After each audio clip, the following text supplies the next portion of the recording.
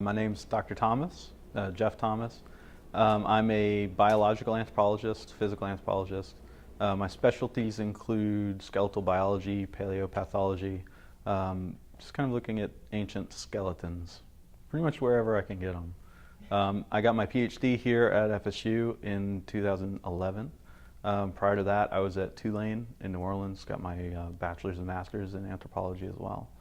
My dissertation focused on male and female activity patterns using the upper limbs. So I went to a couple different skeletal populations and collected data on the humerus, the upper arm, the radius and ulna, the forearm, clavicle, and looked at kind of right and left sides to see if males and females were doing different activities.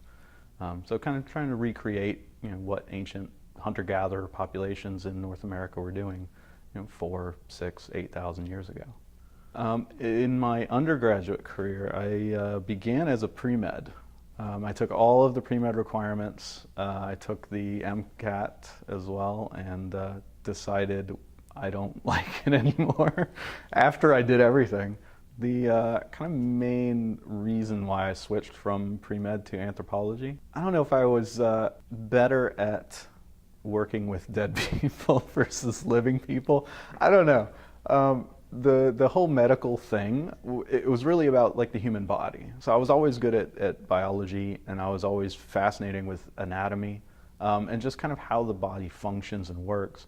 And kind of during my beginning courses with anthropology, I just kind of fell in love with the whole idea of evolution and where humans kind of came from along an evolutionary line, what influences have happened on our skeletal system to kind of create us over a couple million years.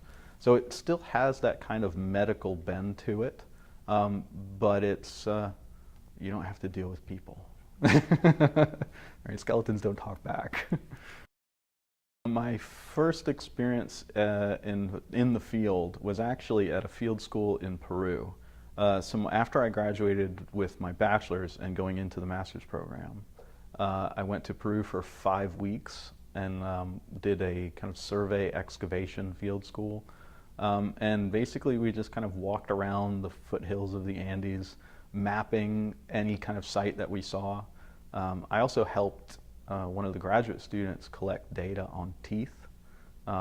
Everywhere you went, where we were located at least, there were looted cemeteries. So 2,000, 3,000-year-old cemeteries that people had just gone and stolen all of the artifacts and just left the skeletal material there because it wasn't worth anything. So I kind of helped collect dental metrics and things like that with a grad student. It was pretty fascinating. One of the weirdest experiences I ever had, it was actually at that field school. And it's something unique when you go to a different country and a completely different culture that you're totally immersed into, that kind of odd things can happen. So one time we were out, a couple of students and myself and our guide were out mapping a site. And there were a couple of houses out in the distance, and we were just kind of walking back from the site back to our car, and a gentleman came out with a shotgun and basically pointed at us and started screaming in Spanish. My Spanish was okay. I got the gist of what he was saying, and the shotgun helped.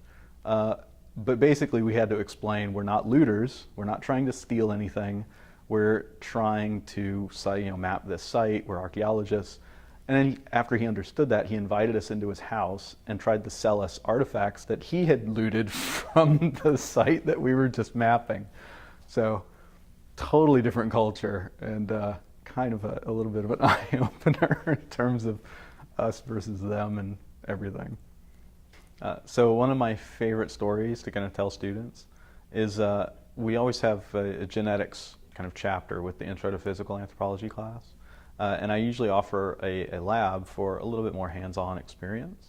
And whenever you're dealing with the kind of Mendelian dominant recessive traits, I remember one of my students when we did the lab, every time he came up with a dominant trait like attached earlobes or unattached earlobes, he would just scream out, he'd throw his hand up in the air and go, "Yeah, dominant, yeah." And it was just always hilarious. And one of the things that we did in the lab was taste PTC paper, which it's an enzyme that's man-made that tastes bitter. And you either can taste it or you can't. And it's genetics. If you can't taste the bitterness, you will never be able to taste the bitterness. And he was devastated because he couldn't taste it. It just tastes like paper. And he's like, "I want to taste the bitter." Like, you genetically cannot taste it. And he was just so upset. It just destroyed him. I think a lot of the qualities that anthropologists have in common are things like, I don't know, questioning, right? I mean, that's all about science. Like science in general, people have questions. They see observations and they try and answer them with, the scientific method, building hypotheses, testing hypotheses. And a lot of anthropology is about kind of questioning humans. What makes this culture different than that? What makes this population different? How are they similar? What are these species differences? How did humans kind of evolve or come to be where we are today? So I think a lot of the qualities are just kind of humanistic. A lot of people want to solve problems, right? Applying them to modern populations. But even things like connecting people, right? Informing them. Things like the biological concepts of race just really don't hold up when you look at them in a scientific perspective.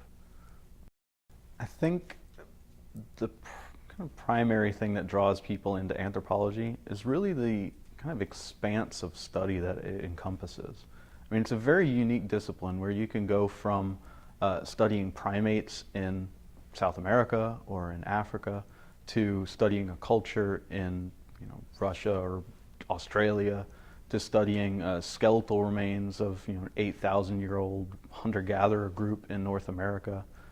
There's just so many different avenues of inquiry, and it's all relating to kind of reconstructing the human condition, so past and present. I think anthropology is really an important field to study because it gives people a different mindset.